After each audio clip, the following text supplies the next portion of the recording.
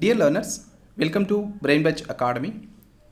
ఈరోజు మనం current affairs 18th December 2024 start చేసే ముందుగా ఒకసారి మీకు బ్రెయిన్ బజ్ academy.com వెబ్సైట్ గురించి ఒక 1 minute మనం డిస్కస్ చేద్దాం. మీరు బ్రెయిన్ బజ్ అకాడమీ వెబ్సైట్ కనుక ఓపెన్ చేసినట్లయితే మీకు ఏపీఎస్సి, టీఎస్పీఎస్సి, అలాగే యూపీఎస్సి, ఎస్ఎస్సి, బ్యాంకింగ్, రైల్వేస్ అన్నిటి రిలేటెడ్ కరెంట్ అఫైర్స్ అయితే అవైలబుల్ ఉంటాయి.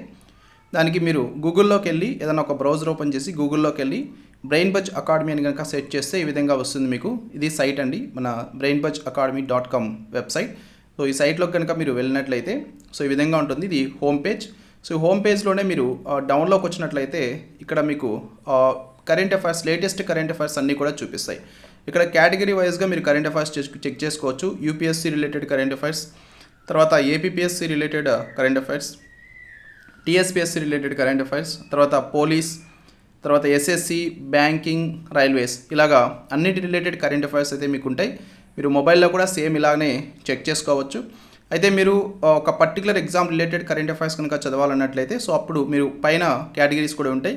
ఫర్ ఎగ్జాంపుల్ మీరు APSC group 2 related current affairs చదువుకోవాలనుకున్నారు. సో ఇక్కడ ఏపీఎస్సిలోకి వెళ్ళి గ్రూప్ 2 మీద క్లిక్ చేసినట్లయితే మీకు ఈ విధంగా ఓపెన్ అవుతుందండి.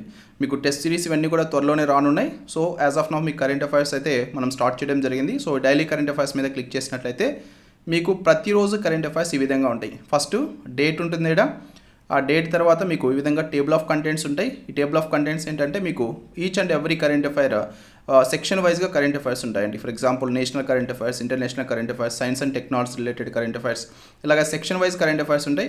ఈ కరెంట్ అఫైర్స్ని మీరు చదువుకోవచ్చు. వాటికి రిలేటెడ్ తెలుగులో మీకు ఉంటుంది, అలాగే అదే కరెంట్ అఫైర్ని మీకు ఇంగ్లీష్లో కూడా ఇవ్వడం జరుగుతుంది. సో కాబట్టి మీరు ఇంగ్లీష్ మీడియం స్టూడెంట్స్ అయినా సరే చదువుకునే విధంగా మీకు ఇవ్వడం జరుగుతుంది. సో ఇలాగ ప్రతిరోజు current affairs, complete current affairs మీకు బ్రెయిన్ బజ్ academy.com వెబ్సైట్లో అవైలబుల్ ఉంటాయి. ఇది మొత్తం మీరు కావాలంటే ప్రింట్ తీసుకోవచ్చు, లేదంటే పీడిఎఫ్ ఫార్మేట్లో మీరు డౌన్లోడ్ చేసుకోవచ్చు. ఇలాగ మీరైతే రెగ్యులర్గా చదువుకోవచ్చు. అలాగే మన డైలీ కరెంట్ అఫైర్స్ యూట్యూబ్లో మనం చేసేటువంటి కరెంట్ అఫైర్స్ ఏవైతున్నాయో ఆ కరెంట్ అఫైర్స్ రిలేటెడ్ కూడా మీరు పీడిఎఫ్ డౌన్లోడ్ చేసుకోవచ్చు. దానికి మీకు ఇక్కడ యూట్యూబ్ ట్యూటోరియల్స్ ఉంటుంది కదా, యూట్యూబ్ ట్యూటోరియల్స్ మీద కనుక క్లిక్ చేసినట్లయితే ఇలాగా మీకు each and everyday current affairs మొత్తం కూడా ఓపెన్ అవుతాయండి. ఇక్కడ 17 December కరెంట్ అఫైర్స్ ఉంది కదా, 17 December కరెంట్ అఫైర్స్, అలాగే దాని రిలేటెడ్ పీడిఎఫ్, డౌన్లోడ్ పీడిఎఫ్ ఉంది కదా, డౌన్లోడ్ పీడిఎఫ్ మీద క్లిక్ చేస్తే మీరు ఆ కరెంట్ అఫైర్స్ డౌన్లోడ్ చేసుకోవచ్చు. అలాగే మీరు వీడియో చూడాలంటే ఇక్కడ నుంచే మీరు వీడియో కూడా చూడొచ్చు. ఆ కరెంట్ అఫైర్స్ రిలేటెడ్ వీడియో మీరు ఇక్కడ నుంచే చూడొచ్చు. సో ఇలాగా ప్రతిరోజు కరెంట్ అఫైర్స్, ఎవ్రీ మంత్ ఆ కరెంట్ అఫైర్స్, వాటి రిలేటెడ్ నోట్స్ మొత్తం కూడా మీరు ఇక్కడ నుంచి డౌన్లోడ్ చేసుకోవచ్చు. So please follow these things and these are very very helpful అండి. Okay, 100% these are very very helpful. ఇక లేట్ చేయకుండా ఈరోజు 18th December 2024కి సంబంధించినటువంటి కరెంట్ అఫైర్స్ అయితే మనం స్టార్ట్ చేద్దాం. సో ఈరోజు కరెంట్ అఫైర్స్ క్లాస్లో మనం డిస్కస్ చేయబోయేటువంటి some most important current affairs related table of contents ఇవి. మొదటిగా అంతర్జాతీయ వలసదారుల దినోత్సవం 2024 గురించి మనం డిస్కస్ చేయడం జరుగుతుంది. అంతర్జాతీయ వలసదారుల దినోత్సవం, ఇంటర్నేషనల్ మైగ్రెంట్స్ డే ఎప్పుడు జరుపుకుంటారు, దీని యొక్క థీమ్ ఏంటి 2024 సంవత్సరానికి గాను, అలాగే ఎప్పటి నుంచి దీన్ని జరుపుకుంటున్నాం, దీని యొక్క సిగ్నిఫికెన్స్, ఇవన్నీ కూడా మనం డిస్కస్ చేయబోతున్నాం. తర్వాత శ్రీలంక దేశం యొక్క అధ్యక్షుడు మన భారతదేశానికి 3 రోజుల పర్యటనకై రావడం జరిగింది. సో ఆ పర్యటన ఈ రోజుతో ముగిసింది. సో కాబట్టి దీని గురించి శ్రీలంక అధ్యక్షుడు భారత్లో ఎక్కడెక్కడ పర్యటించారు, ఈయన రీసెంట్గా మనం చూసినట్లయితే బోధ్గయాని కూడా విజిట్ చేయడం జరిగింది. వాటన్నిటి గురించి మనం ఈరోజు క్లాస్లో డిస్కస్ చేయబోతున్నాం. తర్వాత ఒక దేశం ఒకే ఎన్నికల సంబంధించినటువంటి బిల్లులు ఏవైతే ఉన్నాయో సో ఆ బిల్లుల్ని ఎస్టర్డే లోక్సభలో ప్రవేశపెట్టడం జరిగింది. దానికి సంబంధించి మనం కంప్లీట్గా ఇక్కడ డిస్కస్ చేద్దామండి. ఇక్కడ ఏంటంటే 1 నేషన్ 1 ఎలక్షన్కి సంబంధించినటువంటి బిల్స్ ఏవైతే ఉన్నాయో వీటిలో మనకి ప్రధానంగా న్యూస్లో ఉండేటువంటిది ఏంటంటే మనకి భారత రాజ్యాంగానికి బేసిక్ స్ట్రక్చర్ అనేటువంటిది ఉంటుంది, మౌలిక స్వరూపం అంటాం తెలుగులో. కాబట్టి ఆ మౌలిక స్వరూపాన్ని దెబ్బతీస్తుందని చెప్పేసి చర్చ కూడా ఉంది. సో కాబట్టి బేసిక్ స్ట్రక్చర్ అంటే ఏంటి అసలు, దీని గురించి మన రాజ్యాంగంలో చెప్పుంటే ఎక్కడ చెప్పున్నారు, ఇలాంటివన్నీ కూడా మనం ఒకసారి డిస్కస్ చేద్దాం. తర్వాత జాతీయ పరీక్షా సంస్థ, నేషనల్ టెస్టింగ్ ఏజెన్సీ, ఈ నేషనల్ టెస్టింగ్ ఏజెన్సీకి సంబంధించి ఒక ప్యానెల్ ఫామ్ చేశారండి మన భారత ప్రభుత్వం. ఆ కమిటీ రీసెంట్గా రిపోర్ట్ ఇచ్చింది. సో ఆ రిపోర్ట్లో అవి చేసినటువంటి కీ రికమెండేషన్స్ ఇవన్నీ కూడా మనం ఈరోజు క్లాస్లో డిస్కస్ చేద్దాం. తర్వాత సూర్యబాల నవల ఏదైతే ఉందో ఈ సూర్యబాల నవలకి 34వ వ్యాస్ సమ్మాన్ 2024 సంవత్సరానికి గాను ఈ అవార్డు ఇవ్వడం జరిగింది. ఓకేనా, సూర్యబాలాస్ నావెల్, సూర్యబాల యొక్క నవలకి 34వ వ్యాస్ సమ్మాన్ అవార్డు ఇవ్వడం జరిగింది. దీని గురించి మనం డిస్కస్ చేయబోతున్నాం. తర్వాత పురుగు మందుల స్ప్రేల నుంచి రైతుల్ని రక్షించడానికి కిసాన్ కవాచ్ని అభివృద్ధి చేయడం జరిగింది శాస్త్రవేత్తలు. So scientist develop Kisan Kavach to shield farmers from pesticide sprays. Okay, so అసలు ఏంటి ఈ కిసాన్ కవాచ్ అనేటువంటిది ఏంటి, ఇది పెస్టిసైడ్స్ స్ప్రే చేసేటప్పుడు ఎలా ఉపయోగపడుతుంది, ఇలాంటివన్నీ కూడా మనం డిస్కస్ చేద్దాం. చెన్నైలో ఉత్పత్తిని ప్రారంభించిన తైవాన్ ల్యాప్టాప్ తయారీ సంస్థ ఎంఎస్ అనేది ఇది తైవాన్ ల్యాప్టాప్ తయారీ సంస్థ రీసెంట్గా చెన్నైలో ఇది ల్యాప్టాప్ మేకర్ ప్రొడక్షన్ స్టార్ట్ చేయడం జరిగింది. సో దీని గురించి మనం డిస్కస్ చేయడం జరుగుతుందండి.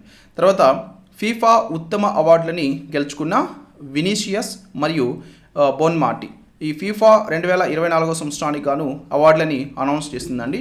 ఇక్కడ మనం కంప్లీట్గా అవార్డ్స్ లిస్ట్ తీసుకుంటాం. తర్వాత ఈ ఫీఫా గురించి కూడా మనం ఈ క్లాస్లో డిస్కస్ చేయడం జరుగుతుంది. అండ్ చెట్టు దేవతగా గౌరవించేటువంటి పర్యావరణవేత్త తులసి గౌడ ఇటీవల మరణించడం జరిగింది. ఎన్విరాన్మెంటలిస్ట్ తులసి గౌడ ఈమె ఇటీవల మరణించారు. ఈమెని ట్రీ గాడెస్ అంటారండి. సో ఈమె గురించి కూడా మనం ఈరోజు క్లాస్లో ప్రధానంగా డిస్కస్ చేయడం జరుగుతుంది. చాలా ఇంపార్టెంట్ కరెంట్ అఫైర్స్ అయితే మనకున్నాయి, డోంట్ మిస్, లాస్ట్ వరకు అయితే చూడండి. సో ఈరోజు కరెంట్ అఫైర్స్లో మొదటిగా ఇంపార్టెంట్ డేస్కి సంబంధించినటువంటి కరెంట్ అఫైర్స్ కనుక మనం చూసినట్లయితే అంతర్జాతీయ వలసదారుల దినోత్సవం, ఇంటర్నేషనల్ మైగ్రెంట్స్ డే, అంతర్జాతీయ వలసదారుల దినోత్సవాన్ని మనం ప్రతి సంవత్సరం డిసెంబర్ 18వ తేదీన జరుపుకుంటా ఉన్నాం. సో ఎవరు మైగ్రెంట్స్ అంటే ఎవరు, వలసదారులు అంటే ఎవరు? ఫర్ ఎగ్జాంపుల్ మన భారతదేశం ఉంది. మన భారతదేశంలో బ్రతుకు తెరువు దొరక్కను, లేకుంటే వేరొక కారణాల వలన, హింసా కారణాల వలన వేరే ఒక దేశానికి వెళ్ళేవాడు. ఫర్ ఎగ్జాంపుల్ ఇప్పుడు బంగ్లాదేశ్ నుంచి ఎక్కువగా వలసదారులు మన భారతదేశానికి వస్తూ ఉన్నారు. ఎందుకంటే ఈ బంగ్లాదేశ్ అనేది ప్రధానంగా ముస్లిం మెజారిటీ కంట్రీ. సో అక్కడ ఉన్నటువంటి మెయిన్గా సున్నీ ముస్లిమ్స్ కానీ, సో తర్వాత హిందూస్ కానీ, సో వీరిని హింసిస్తూ ఉండడం వల్ల సో వీరు ఎక్కువగా మన భారతదేశానికి వలస వస్తూ ఉన్నారు. సో ఈ విధంగా అక్కడ వారి యొక్క కంట్రీలో జీవించలేక ఇతర దేశాలకి వెళ్ళేటువంటి వారు, వీరు అనేక రకాలైనటువంటి ఇబ్బందులు ఫేస్ చేస్తూ ఉంటారు. వీరి యొక్క దేశం ఇది కాదు, యాక్చువల్లీ ఇండియా వీళ్ళ యొక్క దేశం కాదు. ఫర్ ఎగ్జాంపుల్ వీళ్ళ యొక్క దేశం బంగ్లాదేశ్ అనుకోండి. సో బంగ్లాదేశ్ని అక్కడ జీవించలేక వారు మన భారతదేశానికి వచ్చారండి. అంటే అదేమవుతుంది, మన భారతదేశంలో అక్రమంగా రావడం అవుతుంది. సో ఇక్కడ మన భారతదేశంలో వారిని మనం ఉంచాం, ఎందుకంటే అక్రమంగా వచ్చారు కాబట్టి. అలాగే వారి యొక్క దేశంలో వారికి భద్రత లేదు, అనేక రకాలైనటువంటి హింసాత్మక చర్యలు అనేటువంటివి కొనసాగుతున్నాయి. సో ఇలాంటి పరిస్థితుల్లో చాలామంది జీవిస్తూ ఉంటారు. సో వీరిని వలసదారులు అని చెప్పేసి మనం పిలవడం జరుగుతుంది, మైగ్రెంట్స్. సో వీరికి హక్కులు కల్పించడం కోసంగా, వారికి సరైనటువంటి జీవనాధారం కల్పించడం కోసంగా ప్రతి సంవత్సరం కూడా ఈ విధంగా డిసెంబర్ 18వ తేదీన అంతర్జాతీయ వలసదారుల దినోత్సవాన్ని మనం జరుపుకుంటా ఉన్నామండి. ఈ వలసదారులు ఎదుర్కొంటున్నటువంటి ఇబ్బందుల్ని దృష్టిలో ఉంచుకుని ఈ రోజైతే మనం జరుపుకుంటా ఉన్నాం.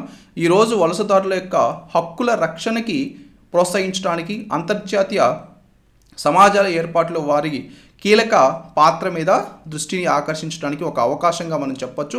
వలసదారులు ఎవరైతే ఉంటారో సో యాక్చువల్లీ మన మానవ చరిత్రలో చాలా ముఖ్యమైనటువంటి పాత్రని పోషిస్తూ ఉన్నాయి. ఎందుకంటే వలసదారులు తీసుకువచ్చినటువంటి సామాజిక, సాంస్కృతిక, ఆర్థిక మార్పుల్ని కూడా మనం ఈ డిసెంబర్ 18వ తేదీన గౌరవించడం జరుగుతుంది. ఈ ప్రపంచ ఆరోగ్య సంస్థ ప్రకారం ఈ సంవత్సరం అంతర్జాతీయ వలసదారుల దినోత్సవానికి ఒక థీమ్ తీసుకోవడం జరిగిందండి. ఈ థీమ్ ఏంటంటే వలసదారుల సహకారాన్ని గౌరవించడం, వారి యొక్క హక్కుల్ని గౌరవించడం. రిమెంబర్ 2024 సంవత్సరానికి గాను ఇంటర్నేషనల్ మైగ్రెంట్స్ డే థీమ్ ఏంటంటే honouring the contributions of migrants and respecting their rights. This is very very important theme, you should remember. Honouring the contribution of migrants and respecting their rights. వలసదారుల సహకారాన్ని గౌరవించడం మరియు వారి యొక్క హక్కుల్ని గౌరవించడం.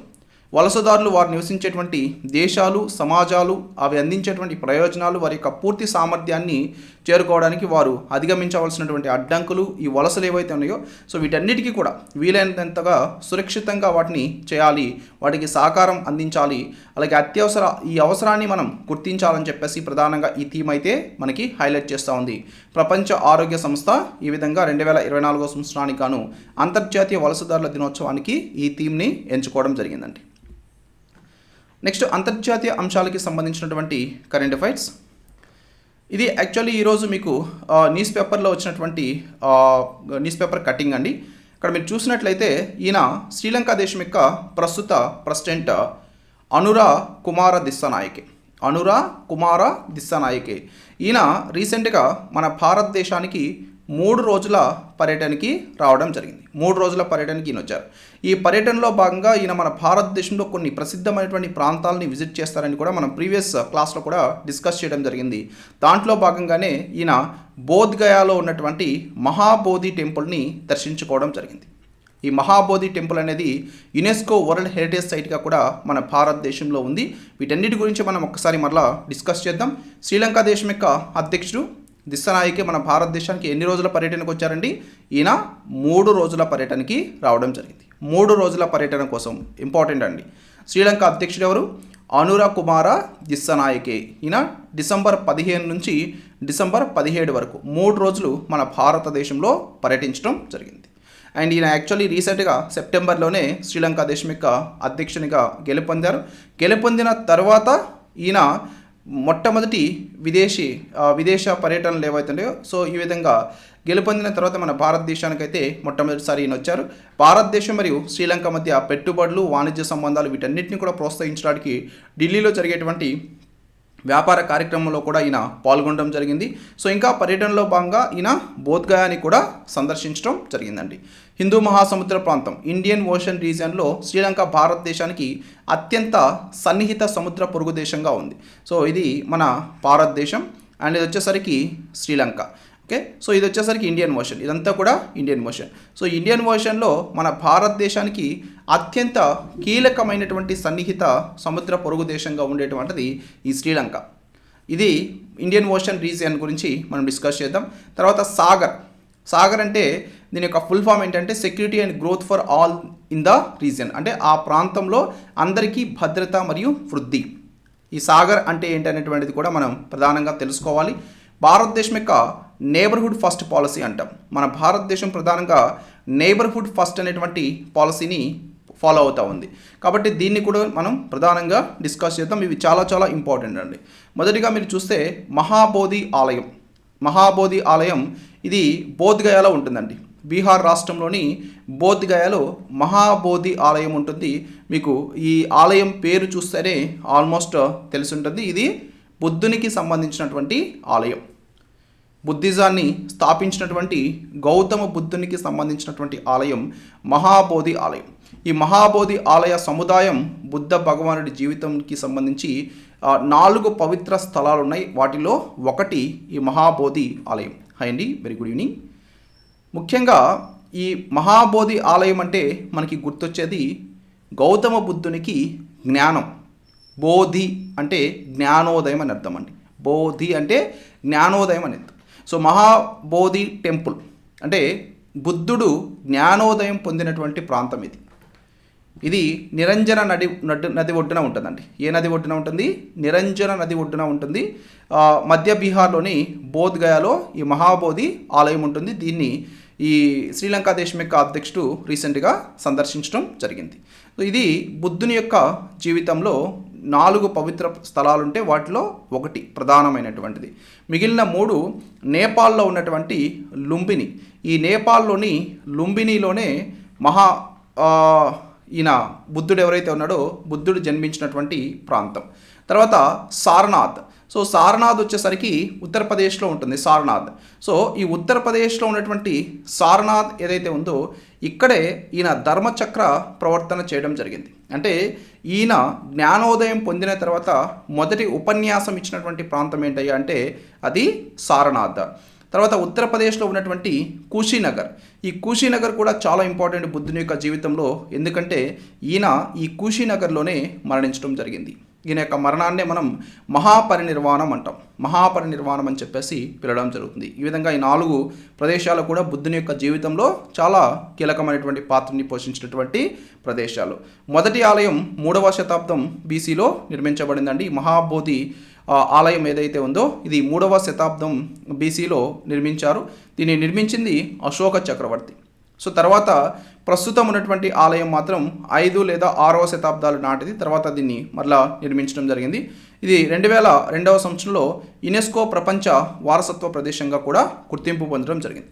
Mahabodhi temple ఏదైతే ఉందో ఇది 2002వ సంవత్సరంలో యునెస్కో వరల్డ్ హెరిటేజ్ సైట్గా కూడా గుర్తింపు పొందింది. చాలా చాలా ఇంపార్టెంట్ అండి. తర్వాత సాగర్ అనేటువంటిది ఏంటంటే దీని యొక్క ఫుల్ ఫామ్ మనం చెప్పాలంటే security and growth for all in the region. So A region అండి? ఈ ఇండియన్ ఓషన్ రీజియన్ ఏదైతే ఉందో, హిందూ మహాసముద్ర ప్రాంతం ఏదైతే ఉందో, ఈ హిందూ మహాసముద్ర ప్రాంతంలో అందరికీ భద్రత మరియు వృద్ధి అనేటువంటి ఉద్దేశంతో 2015వ సంవత్సరంలో ఈ సాగర్ని మన భారతదేశం ప్రారంభించడం జరిగింది. సో ఇది హిందూ మహాసముద్ర ప్రాంతం కోసం భారతదేశం యొక్క వ్యూహాత్మక దృష్టిగా మనం చెప్పచ్చు. సాగర్ ద్వారా భారతదేశం తన యొక్క సముద్రానికి పొరుగు దేశాలు ఏవైతే ఉన్నాయో ఈ పొరుగు దేశాలతో ఆర్థిక మరియు భద్రతా సహకారాన్ని ఇంకా పెంచుకునే విధంగా ఈ సముద్ర భద్రతా సామర్థ్యాన్ని పెంపొందించడంలో ఈ దేశాల యొక్క సహకారం పొందే విధంగా మన భారతదేశం అయితే ఈ సాగర్ ద్వారా ప్రయత్నిస్తూ ఉంది. అండ్ మన భారతదేశం నేబర్హుడ్ ఫస్ట్ పాలసీ ఫాలో అవుతూ ఉంది. నేబర్హుడ్ ఫస్ట్ పాలసీ అంటే మన భారతదేశానికి పొరుగు దేశాలు ఏవైతే ఉంటాయో సో వాటికి మనం ఎక్కువ ప్రిఫరెన్స్ ఇవ్వడం అన్నట్లు. భారతదేశం యొక్క నేబర్హుడ్ పాలసీ అంటే దాని యొక్క తక్షణ పొరుగు దేశాలతో, అంటే మన భారతదేశానికి తక్షణ పొరుగు దేశాలు అంటే ఏమున్నాయి? ఆఫ్ఘనిస్తాను, బంగ్లాదేశ్, భూటాను, మాల్దీవులు, మయన్మార్, నేపాల్, పాకిస్తాన్, శ్రీలంక. సో ఈ దేశాలతో ఎక్కువగా సంబంధాల నిర్వహణ పట్ల మన విధానాన్ని మార్గనిర్దేశం చేయడం అన్నట్లు. సో ఈ విధానం అధికారికంగా 2008వ సంవత్సరంలో మన భారతదేశంలో ప్రారంభించడం జరిగిందండి. నేబర్హుడ్ ఫస్ట్ పాలసీ అనేది మన భారతదేశంలో ప్రారంభించింది 2008లో. సో ఈ ప్రాంతం అంతటా కూడా ప్రజలకి భౌతిక, డిజిటల్ మరియు వ్యక్తులకి కనెక్టివిటీని మెరుగుపరచడం, అలాగే వాణిజ్యాన్ని పెంపొందించడం లక్ష్యంగా పెట్టుకొని ఈ నేబర్హుడ్ ఫస్ట్ పాలసీని మన భారతదేశంలో 2008వ సంవత్సరంలో ప్రారంభించడం జరిగింది. అలాగే ఇప్పుడు శ్రీలంక దేశం యొక్క ప్రెసిడెంట్ మన భారతదేశానికి 3 రోజుల విజిట్కి వచ్చారు కాబట్టి శ్రీలంక గురించి కూడా మనం ప్రధానంగా తెలుసుకోవాలి. శ్రీలంక దేశం యొక్క రాజధాని లెజిస్లేటివ్ క్యాపిటల్ వచ్చేసరికి శ్రీ జయవర్ధనపురే కొట్టే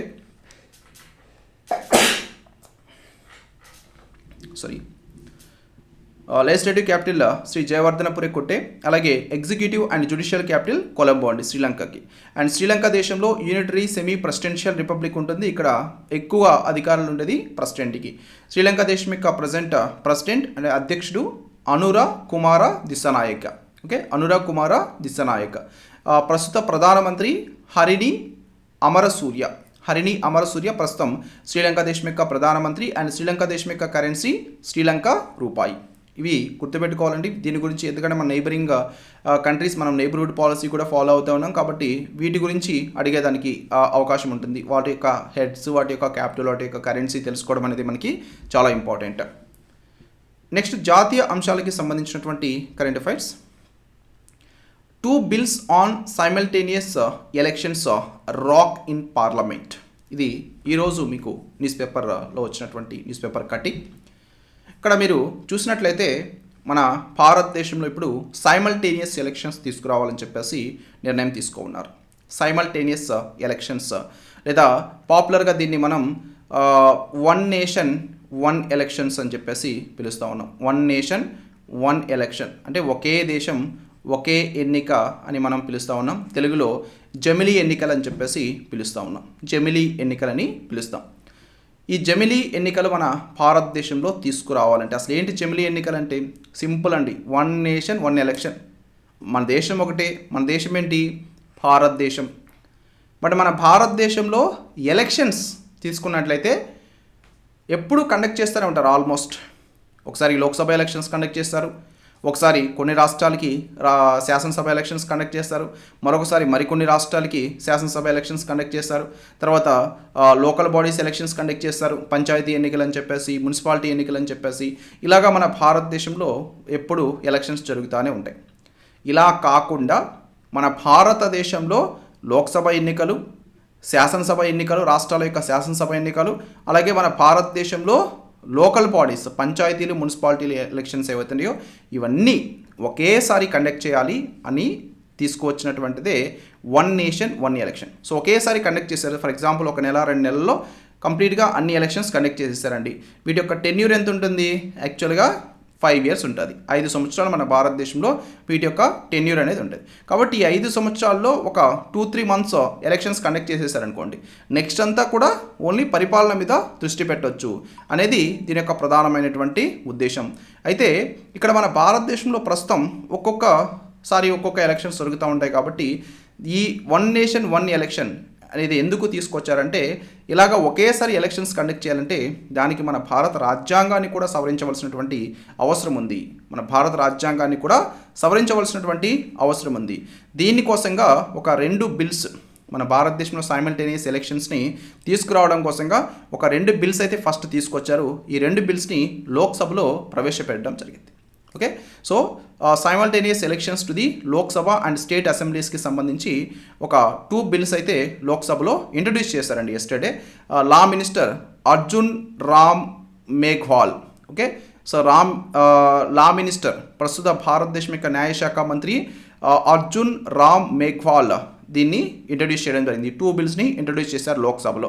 అయితే అపోజిషన్ మెంబర్స్ ఎవరైతే ఉన్నారో, సో ఈ బిల్లుని యాంటీ ఫెడరల్ అని చెప్పేసి వాళ్ళు విమర్శించడం జరిగింది. యాంటీ ఫెడరల్ అంటే మన భారతదేశంలో ఉన్నటువంటి ఫెడరల్ సిస్టమ్ ఏదైతే ఉందో దానికి అగెనెస్ట్గా ఈ బిల్స్ని తీసుకొస్తున్నారని చెప్పేసి ఈ అపోజిషన్ పార్టీ అయితే ఇక్కడ చెప్పడం జరిగింది. అలాగే మీరు చెప్పినటువంటిది ఏంటంటే, మన భారత రాజ్యాంగం యొక్క బేసిక్ స్ట్రక్చర్ ఏదైతే ఉందో దీనికి వ్యతిరేకంగా ఈ బిల్లులు ఉన్నాయని చెప్పారు అపోజిషన్ పార్టీ. ఇక్కడ బేసిక్ స్ట్రక్చర్ భారత రాజ్యాంగం యొక్క మౌలిక స్వరూపం అంటాం. అయితే ఏంటి అసలు ఈ మౌలిక స్వరూపం అనేది ఏంది అనేది కూడా మనం ప్రధానంగా డిస్కస్ చేయాలి. Will discuss that. The constitution 129th amendment bill was introduced in the house by mister Meghwal after 90-minute debate. ఓకేనా, this is very very important. ఎన్నవ రాజ్యాంగ సవరణ చట్టం అండి ఇది? 129వ రాజ్యాంగ సవరణ బిల్ అండి ఇది. ప్రస్తుతానికి బిల్లు వన్స్ ఇది లోక్సభ రాజ్యసభలో పాస్ అయ్యి రాష్ట్రపతి ఆమోదిస్తే అప్పుడు చట్టంగా మారుతుంది. Okay, the constitution 129th amendment bill very very important. మన భారతదేశంలో సైమల్టేనియస్ ఎలక్షన్స్కి సంబంధించినటువంటి రాజ్యాంగ సవరణ బిల్లు ఏంటి అంటారు? ఎన్నవ రాజ్యాంగ సవరణ బిల్లు అంటారు? Remember, most important, you can expect this question. 129వ రాజ్యాంగ సవరణ బిల్లు. 129వ రాజ్యాంగ సవరణ బిల్లు. దీనికి వచ్చేసరికి అపోజిషన్ మెంబర్స్ ఎవరైతే ఉన్నారో అపోజిషన్ మెంబర్స్ వచ్చేసరికి 198 మంది దీన్ని అపోజ్ చేశారు. అలాగే 263 మెంబర్స్ దీన్ని సపోర్ట్ చేయడం జరిగింది. ఓకే, సో అయితే ఎక్కువ మెజారిటీ వచ్చింది కాబట్టి ఈ బిల్ అయితే పాస్ అయినట్లే. Law minister also introduce union territories amendment bill. Union territories amendment బిల్ని కూడా ఈయన ఇంట్రడ్యూస్ చేశారు. అంటే మన భారతదేశంలో రాష్ట్రాలే కాకుండా కేంద్రపాలిత ప్రాంతాలు కూడా ఉన్నాయి. ఈ కేంద్రపాలిత ప్రాంతాలు మనం తీసుకుంటే మన భారతదేశంలో ఏమేమి ఉన్నాయి? పుదుచ్చేరి, ఢిల్లీ, జమ్మూ అండ్ కాశ్మీరు, ఇవన్నీ కూడా ఉన్నాయి కేంద్రపాలిత ప్రాంతాలు. సో ఈ కేంద్రపాలిత ప్రాంతాలకి కూడా లోక్సభతో పాటుగా ఎన్నికలు కండక్ట్ చేసేదానికి ఒక బిల్లుని తీసుకొచ్చారు. ఆ బిల్లుని కూడా మన భారతదేశం యొక్క లా మినిస్టర్ ఈ విధంగా దీంట్లో లోక్సభలో ఇంట్రడ్యూస్ చేయడం జరిగింది. సో ఇవన్నీ ఈ బిల్స్ అన్నీ కూడా తీసుకొచ్చి ఇక్కడ ప్రజెంట్ అయితే లోక్సభలో వీటిని ఇంట్రడ్యూస్ చేశారు. బట్ దీన్ని వచ్చేసరికి బిల్స్ ఏవైతే ఉన్నాయో ఇప్పుడు ఈ బిల్స్ని జాయింట్ పార్లమెంటరీ కమిటీకి పంపించేదానికి కూడా వీళ్ళు యాక్సెప్ట్ చేయడం జరిగింది. జాయింట్ పార్లమెంటరీ కమిటీకి వీటిని అయితే ఇప్పుడు పంపించడం జరిగింది. జాయింట్ పార్లమెంటరీ కమిటీ వీటిని స్టడీ చేసి ఈ బిల్స్ ఇవి మన భారతదేశంలో ఇంప్లిమెంట్ చేయడానికి పాసిబుల్లా లేదా అనేది స్టడీ చేసి అవి రిపోర్ట్ ఇస్తాయి. సో తర్వాత ఆ రిపోర్ట్ ప్రకారంగా ప్రొసీడ్ అవ్వడం జరుగుతుంది. అయితే దీంట్లో మనం ప్రధానంగా తెలుసుకోవాల్సింది వన్ నేషన్ వన్ ఎలక్షన్ అంటే ఏంటి, తర్వాత రాజ్యాంగం యొక్క బేసిక్ స్ట్రక్చర్, భారత రాజ్యాంగం యొక్క బేసిక్ స్ట్రక్చర్ ఇక్కడ మనం ప్రధానంగా తెలుసుకోవాలి. తర్వాత సైమల్టేనియస్ ఎలక్షన్స్కి సంబంధించి రాజ్యాంగ సవరణ బిల్లు ఎన్నవ రాజ్యాంగ సవరణ బిల్లు అంటారు? ఇది 129వ రాజ్యాంగ సవరణ బిల్లు. చాలా చాలా ఇంపార్టెంట్ అండి. So one nation one election, ఒకే దేశం ఒకే ఎన్నిక. సో ఈ బిల్లులో మనం చూసినట్లయితే దీని యొక్క ఉద్దేశం ఏంటంటే ఒకేసారి ఎన్నికలు నిర్వహించడం అంటే మన భారతదేశంలో లోక్సభకి అలాగే శాసనసభలకి, రాష్ట్రాల శాసనసభలకి, కేంద్రపాలిత ప్రాంతాలు, శాసనసభలు కలిగి ఉన్నటువంటి కేంద్రపాలిత ప్రాంతాలండి. ఇక్కడ మీరు ఇది గుర్తుపెట్టుకోవాలి. మన భారతదేశంలో 8 యూనియన్ టెరిటరీస్ ఉన్నాయి. బట్ 8 యూనియన్ టెరిటరీస్ని ఇక్కడ మెన్షన్ చేయలేదు. ఈ 8 యూనియన్ టెరిటరీస్ సంబంధించినటువంటి బిల్లు కాదు ఇది. ఎందుకు? మన భారతదేశంలో శాసనసభ కలిగి ఉన్నటువంటి కేంద్రపాలిత ప్రాంతాలండి. మన భారతదేశంలో పుదుచ్చేరి ఒక కేంద్రపాలిత ప్రాంతం, దానికి శాసనసభ ఉంది. ఢిల్లీ ఒక కేంద్రపాలిత ప్రాంతం, దానికి శాసనసభ ఉంది. అలాగే జమ్మూ కాశ్మీర్ ఒక కేంద్రపాలిత ప్రాంతం, దానికి శాసనసభ ఉందండి. So Puducherry, Delhi, Jammu and Kashmir, okay. So వీటికి మాత్రమే మన భారతదేశంలో శాసనసభ ఉంది. కాబట్టి ఇక్కడ మాత్రమే ఎన్నికలు కండక్ట్ చేస్తారు. మిగతా అన్నీ కూడా కేంద్ర ప్రభుత్వం యొక్క ఆధీనంలో ఉంటాయి, ఓకే. సో కాబట్టి ఈ మూడిటి శాసనసభలకి కూడా లోక్సభలతో పాటు ఎలక్షన్స్ కండక్ట్ చేయడం కోసంగా ఆ బిల్లుని కూడా ఇక్కడ ఇంట్రడ్యూస్ చేయడం జరిగింది. సో కాబట్టి ఈ విధంగా మన భారతదేశంలో లోక్సభకి అలాగే రాష్ట్రాల యొక్క శాసనసభలకి, కేంద్రపాలిత ప్రాంతాలు, శాసనసభలో కలిగి ఉన్నటువంటి కేంద్రపాలిత ప్రాంతాలకి, వీటన్నిటికీ కూడా ఎలక్షన్స్ కండక్ట్ చేసేదానికి, ఒకేసారి ఎలక్షన్స్ కండక్ట్ చేసేదానికి, అలాగే మన భారతదేశంలో ప్రస్తుతం అయితే ఈ బిల్ తీసుకురాలేదు. బట్ లోకల్ గవర్నమెంట్స్ ఏవైతే ఉన్నాయో, అంటే పంచాయతీ, మున్సిపాలిటీస్ ఏవైతే ఉన్నాయో వీటికి కూడా ఎలక్షన్స్ కండక్ట్ చేయాలి. బట్ ఈ బిల్ ఇప్పుడు తీసుకురాలేదు. ఎందుకంటే ఈ బిల్ అనేది చాలా టఫ్ అండి. యాక్చువల్లీ మన భారతదేశంలో రాజ్యాంగాన్ని సవరించాలి. వీటన్నిటికీ సంబంధించి మన భారతదేశం యొక్క రాజ్యాంగాన్ని సవరించాలంటే రాజ్యాంగ సవరణ ఆర్టికల్ ఏంటండి? ఏ ఆర్టికల్ ప్రకారంగా మన భారతదేశంలో రాజ్యాంగాన్ని సవరించవచ్చు? Any idea? భారత రాజ్యాంగ సవరణకి సంబంధించినటువంటి ఆర్టికల్ 368, అవునా? ఆర్టికల్ 368లో కొన్ని రకాలైనటువంటి రాజ్యాంగ సవరణల గురించి చెప్పారు. వీటిల్లో మనం సింపుల్గా కేవలం కేంద్ర ప్రభుత్వమే రాజ్యాంగాన్ని సవరించేదానికి అవకాశాలు ఉన్నాయి. అలాగే టఫెస్ట్ కాన్స్టిట్యూషనల్ అమెండ్మెంట్ కూడా దీంట్లో చెప్పున్నారు. టఫెస్ట్ అంటే ఏంటంటే ఇక్కడ కేంద్రము దానికి ఆమోదించాలి, అంటే లోక్సభ, రాజ్యసభ ఆమోదించాలి. తర్వాత మన భారతదేశంలో రాష్ట్రాల శాసనసభలు more than half of the states legislative అసెంబ్లీస్లో కూడా ఆ బిల్లుని పాస్ చేయాలి. అప్పుడే ఆ రాజ్యాంగ సవరణ అనేది సాధ్యమవుతుంది. అలాంటివి ఉన్నాయి. సో కాబట్టి మన భారతదేశంలో లోకల్ బాడీస్ ఎలక్షన్స్కి సంబంధించినటువంటి బిల్లు ఏదైతే ఉందో అది కేంద్ర ప్రభుత్వం పాస్ చేస్తే, అంటే లోక్సభలో, రాజ్యసభలో పాస్ చేసిన తర్వాత మన భారతదేశం యొక్క రాష్ట్రాల శాసనసభలో కూడా పాస్ చేయాలి. కాబట్టి ఇది టఫ్. కాబట్టి ఆ బిల్ అయితే ప్రస్తుతం తీసుకురాలేదు, కానీ మిగతా అయితే తీసుకొచ్చారు. మన భారతదేశంలో కేంద్రపాలిత ప్రాంతాల లెజిస్లేటివ్ అసెంబ్లీస్కి, అలాగే ఇతర రాష్ట్రాల లెజిస్లేటివ్ అసెంబ్లీస్కి, లోక్సభకి ఒకేసారి ఎలక్షన్స్ కండక్ట్ చేసే దానికి సంబంధించిన బిల్స్ మాత్రం ఇప్పుడు ఇంట్రడ్యూస్ చేయడం జరిగిందండి, ఓకేనా. సో అయితే ఇక్కడ దీనికి సంబంధించి ఏకకాల ఎన్నికలు, ఒకేసారి ఎన్నికలు కండక్ట్ చేసేదానికి సంబంధించి ఇంతకుముందు మన భారతదేశంలో ఇలాగే కండక్ట్ చేసేవారండి. యాక్చువల్గా ఏకకాల ఎన్నికలు అంటే దేశవ్యాప్తంగా అన్ని ఎన్నికలకి ఒకేసారి ఓటింగ్ జరగాలని ఉద్దేశం అండి. అంటే ఒకే రోజని కాదు, ఒక పర్టికులర్ టైం పీరియడ్ తీసుకుంటే ఆ పర్టికులర్ టైం పీరియడ్లో ఎలక్షన్స్ అన్ని కూడా కండక్ట్ చేయాలనేది మన భారతదేశంలో ఇలాగే ఉండేది ఇంతకుముందు. 1951, 52 టైం ఎలక్షన్స్ కానీ, 1957లో ఎలక్షన్స్ కానీ, 1962 ఎలక్షన్స్ కానీ, 1967 ఎలక్షన్స్ కానీ. సో ఈ టైంలో మన భారతదేశంలో లోక్సభకి అలాగే రాష్ట్రాల యొక్క శాసనసభలకి ఏకకాలంలో ఎన్నికలు జరిగాయి. బట్ ఇది తర్వాత బ్రేక్ అయింది. సో ఎప్పుడు బ్రేక్ అయిందంటే 1968, 69 టైంలో మన భారతదేశంలో కొన్ని రాష్ట్రాల అసెంబ్లీలు డిజాల్వ్ అయినాయి. తర్వాత 1970లో లోక్సభకి లోక్సభని ముందస్తుగా రద్దు చేయడం జరిగింది. సో కాబట్టి ఆ చక్రం అనేది మన భారతదేశంలో, ఆ చక్రానికి అంతరాయం ఏర్పడింది. ఒకేసారి ఎన్నికలు కండక్ట్ చేయడం అనేది ఆ చక్రానికి అంతరాయం ఏర్పడింది. సో ఆ తర్వాత మన భారతదేశంలో కొన్ని రాష్ట్రాల్లో రాష్ట్రపతి పాలన రావడం కానీ, సో ఇలాగా ఎలక్షన్స్లో ఒక పర్టికులర్ పార్టీకి ఎక్కువ మెజారిటీ రాకపోవడం వలన ఇక్కడ కొన్ని రాష్ట్రాల అసెంబ్లీలు మళ్ళా రద్దు చేయడం. సో ఇలాగా జరగడం వలన కొన్ని రాష్ట్రాల అసెంబ్లీలు వాటి యొక్క టైం కంటే కూడా ముందుగా రద్దు చేయడం. For example last time Telangana కూడా ముందుగా రద్దు చేయడం జరిగింది. ఒక 6 months ముందే గవర్నమెంట్ రద్దు చేయడం జరిగింది. సో ఇలా జరగడం వల్ల మన భారతదేశంలో ఏకకాలంలో ఎన్నికలు జరిగేటువంటి విధానం ఏదైతే ఉందో ఇదైతే ప్రస్తుతానికి ఆ చక్రం అనేది అంతరాయం ఏర్పడింది. కాబట్టి ఇప్పుడు మళ్ళా ఈ సైమల్టేనియస్ ఎలక్షన్స్కి రాజ్యాంగ సవరణ తీసుకొచ్చి వీటికి ఒకేసారి ఎలక్షన్స్ కండక్ట్ చేయాలనేటువంటి ఉద్దేశంతో అయితే ఇప్పుడు చేస్తున్నారు. దీనికైతే చాలా రాజ్యాంగ సవరణలు చేయాలి. వాటిలో ప్రధానమైనటువంటి రాజ్యాంగ సవరణలు వచ్చేసరికి ఆర్టికల్ 82A అండి.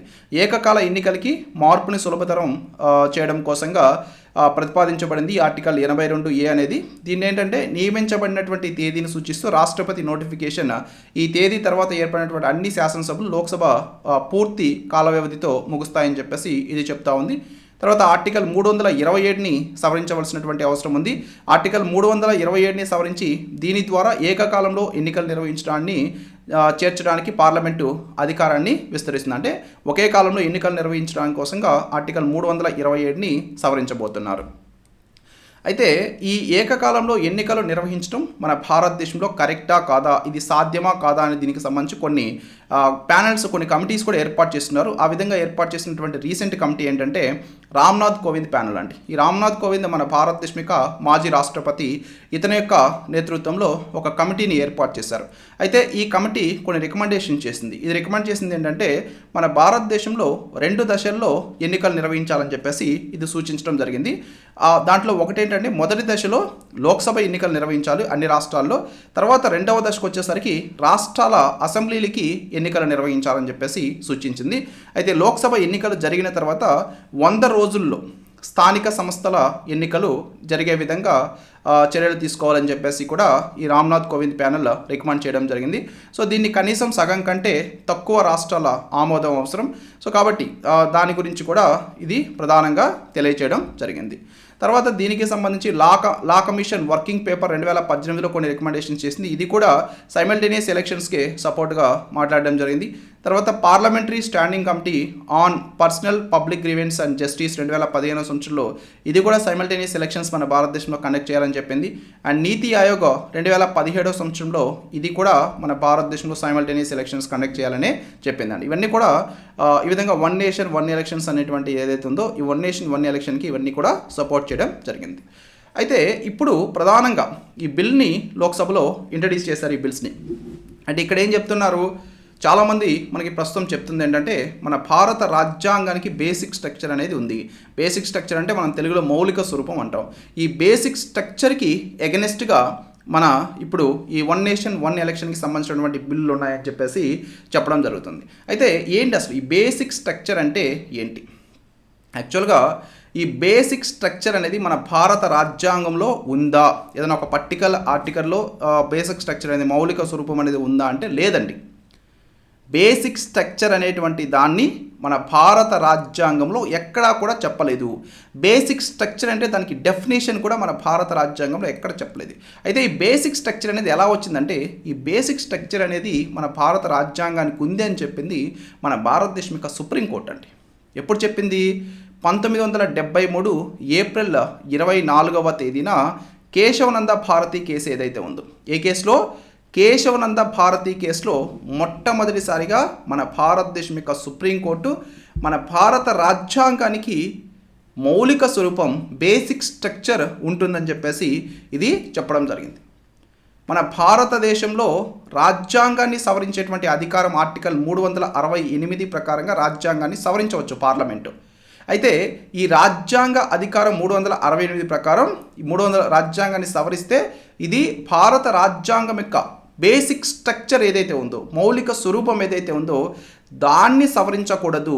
దానికి సవరణ ఉండే విధంగా మనం ఏ సవరణ రాజ్యాంగానికి చేయకూడదు అని చెప్పేసి 1973 కేశవనంద భారతి కేసులో మొట్టమొదటిసారిగా సుప్రీంకోర్టు గుర్తించడం జరిగింది. అయితే దీనికంటే 1973 కేశవనంద భారతి కేసు అయితే దీనికి ముందు మన భారత రాజ్యాంగ సవరణకి సంబంధించి కొన్ని కేసులు నడిచినాయండి. యాక్చువల్లీ మన భారత రాజ్యాంగాన్ని ఇంప్లిమెంట్ చేసేసారు, భారత రాజ్యాంగాన్ని సవరించవచ్చు ఆర్టికల్ 368 ప్రకారం అని చెప్పారు. అయితే వేటిని సవరించవచ్చు, ఎంతవరకు మన భారత రాజ్యాంగాన్ని సవరించవచ్చు, ఈ క్వశ్చన్స్ వచ్చాయి. తర్వాత దానికోసంగా కొన్ని కేసెస్ ఉన్నాయి. Shankari Prasad versus union of India case 1951 సంవత్సరంలో వచ్చింది. ఇది నెక్స్ట్ మన భారత రాజ్యాంగాన్ని ఇంప్లిమెంట్ చేసిన తర్వాత నెక్స్ట్ ఇయరే వచ్చింది. దీంట్లో ఏం చెప్పిందంటే ఆర్టికల్ 368 ప్రకారం ప్రాథమిక హక్కులతో సహా రాజ్యాంగంలో ఏదైనా భాగాన్ని సవరించేటువంటి అధికారం పార్లమెంట్కి ఉందని చెప్పేసి సుప్రీంకోర్టు క్లియర్గా ఈ కేసులో చెప్పింది.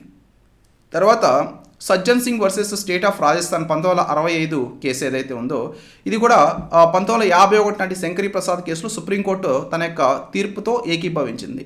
సో దాని ప్రకారం ఆర్టికల్ 3268 ప్రకారం పార్లమెంటు రాజ్యాంగంలో ఏదైనా భాగాన్ని సవరించవచ్చని చెప్పేసి దీంట్లో కూడా చెప్పింది. అయితే జస్టిస్ హిదాయతుల్లా మరియు జస్టిస్ ముదోల్కర్ ఏకీభవించినటువంటి అభిప్రాయం రాజ్యాంగాన్ని సవరించడానికి పౌరుల ప్రాథమిక హక్కుల్ని పరిమితం చేయడానికి పార్లమెంటుకి ఉన్న అనియంత్రిత అధికారం మీద సందేహాలని వీళ్ళు లేవనెత్తడం జరిగింది. అయితే ఎంతవరకు వారికి అధికారం ఉంది, ప్రాథమిక హక్కుల్ని నియంత్రించేదానికి ఎంతవరకు పార్లమెంటుకి అధికారం ఉంది అనే దాన్ని వీళ్ళు లేవనెత్తారండి. తర్వాత 1967 సంవత్సరంలో Golaknath versus state of Punjab case వచ్చింది. ఈ Golaknath versus state of Punjab కేసులో సుప్రీంకోర్టు ఏం చెప్పిందంటే ఈ శంకరీ ప్రసాద్ కేసులో ఇచ్చినటువంటి తీర్పు ఏదైతే ఉందో దీన్ని తోసిపుచ్చిందండి.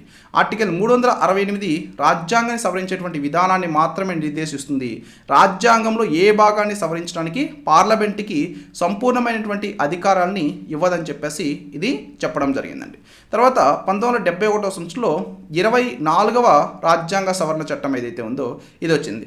ఈ గోలక్నాథ్ తీర్పు పరిమితుల్ని అధిగమించడానికి ప్రభుత్వం 24వ రాజ్యాంగ సవరణ చట్టాన్ని రూపొందించింది. దీన్ని రూపొందించి ఏం చెప్పింది, రాజ్యాంగంలో ఆర్టికల్ 368కి ఒక నిబంధనని వీళ్ళు ప్రవేశపెట్టారు.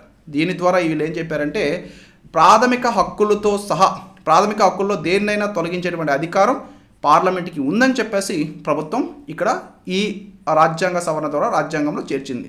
రాష్ట్రపతి తనకి పంపినటువంటి రాజ్యాంగ సవరణ బిల్లులన్నింటినీ కూడా తన యొక్క అంగీకారం తెలపడం తప్పనిసరిగా ఈ రాజ్యాంగ సవరణ చట్టం ద్వారా ప్రభుత్వం దీన్ని కంపల్సరీ చేసింది.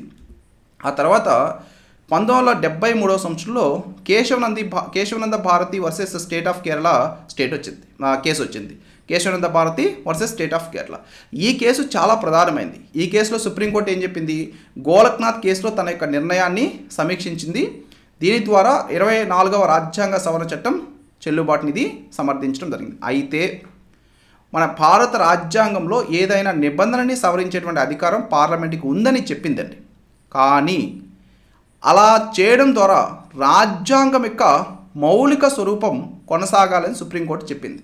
అంటే రాజ్యాంగానికి ఒక బేసిక్ స్ట్రక్చర్ అనేది ఉంటుంది. ఆ బేసిక్ స్ట్రక్చర్కి భంగం కలగకుండా రాజ్యాంగాన్ని సవరించేటువంటి అధికారం పార్లమెంట్కి ఉందని చెప్పేసి కేశవనంద భారతి కేసులో చెప్పండి. అంటే ఈ మౌలిక స్వరూపం బేసిక్ స్ట్రక్చర్ అనేది ఫస్ట్ టైం ఇక్కడ తీసుకురావడం జరిగింది, తెరపైకి వచ్చింది. రాజ్యాంగం యొక్క మౌలిక స్వరూపం అని చెప్పేసి ఇక్కడ కోర్టు ప్రతిపాదించింది. సో అందువలన ఈ మైలురాయి తీర్పు రాజ్యాంగంలోని ప్రతి ఒక్క నిబంధనని కూడా సవరించవచ్చని దీనికి చెప్పింది. బట్ రాజ్యాంగానికి మౌలిక స్వరూపం ఉంటుంది, దానికి లోబడి సవరించాలనేది క్లియర్గా ఇక్కడ చెప్పింది. అయితే 42వ రాజ్యాంగ సవరణ చట్టం 1976 సంవత్సరంలో కేంద్ర ప్రభుత్వం తీసుకొచ్చింది. ఈ 42వ రాజ్యాంగ సవరణ చట్టం ఏదో ఇది 1976 సంవత్సరంలో తీసుకొచ్చారు. ఈ చట్టాన్ని ఒక మినీ కాన్స్టిట్యూషన్గా కూడా మనం చెప్తా ఉంటాం 42వ రాజ్యాంగ సవరణ చట్టాన్ని. దీని ద్వారా ఏంటంటే 368 ఆర్టికల్ ప్రకారం పార్లమెంటు రాజ్యాంగ అధికారానికి పరిమితి లేదని చెప్పేసి ఇది ప్రకటించింది. అది సో విస్తృత శ్రేణి రాజ్యాంగ మార్పుల్ని ప్రవేశపెట్టడానికి ఈ రాజ్యాంగ సవరణ నిర్ణయం తీసుకోవడం జరిగింది. దీన్ని మినీ రాజ్యాంగం అని కూడా అంటారండి. మినీ రాజ్యాంగం అని కూడా అంటారు 42వ రాజ్యాంగ సవరణ చట్టం. That is also very very important. ప్రీవియస్గా మిలియన్స్ ఆఫ్ టైమ్స్ క్వశ్చన్స్ అడుగున్నారండి. మినీ రాజ్యాంగం, మినీ కాన్స్టిట్యూషన్ అని ఏ రాజ్యాంగ సవరణ అంటారంటారు, 42వ రాజ్యాంగ సవరణ చట్టం. సో ఈ రాజ్యాంగ సవరణని ప్రశ్నించకుండా న్యాయస్థానాన్ని 42వ రాజ్యాంగ సవరణ చట్టం 1976 నిరోధించిందండి.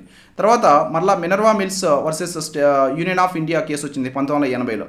దీంట్లో ఏం చేశారంటే సుప్రీంకోర్టు 42వ రాజ్యాంగ సవరణ చట్టంలో నిబంధనల్ని చెల్లుబాటు లేకుండా చేసిందండి. వాటిని చెల్లుబాటు కావని చెప్పేసింది. మన భారత రాజ్యాంగంలో మౌలిక స్వరూపంలో ఈ న్యాయ సమీక్ష అనేది కూడా ఒక అధికారం, ఒక భాగం అని చెప్పేసి ఈ పార్లమెంటు దీన్ని తీసివేయలేదని చెప్పేసి సుప్రీంకోర్టు తీర్పునివ్వడం జరిగింది. సో కాబట్టి బేసిక్ స్ట్రక్చర్ అనేటువంటి అంశం ఏదైతే ఉందో ఇది కూడా బేసిక్ స్ట్రక్చర్లో ఒక భాగమే. తర్వాత 1981 సంవత్సరంలో Vaman Rao versus union of India case వచ్చింది. దీంట్లో doctrine of prospective overruling అని చెప్పేసి కూడా దీన్ని పిలుస్తాం. సో కేశవనంద తీర్పుకి ముందు 9వ షెడ్యూల్లో ఉంచబడినటువంటి అన్ని చట్టాలని, ప్రాథమిక హక్కుల్ని ఉల్లంఘించినందున ప్రశ్నించలేమని చెప్పేసి కోర్టు దీన్ని నిర్ణయించడం జరిగింది. అయితే తీర్పు తర్వాత చట్టాన్ని న్యాయస్థానం ముందు లేవనెత్తవచ్చని చెప్పేసి వీళ్ళు చెప్పారండి. సో ఈ కేసులో ప్రాథమిక నిర్మాణం మౌలిక స్వరూప సిద్ధాంతాన్ని సుప్రీంకోర్టు మరలా పునరుద్ఘాటించడం జరిగింది. తర్వాత 1992 సంవత్సరంలో Indira Sawhney versus Adarsh versus union of India case వచ్చింది.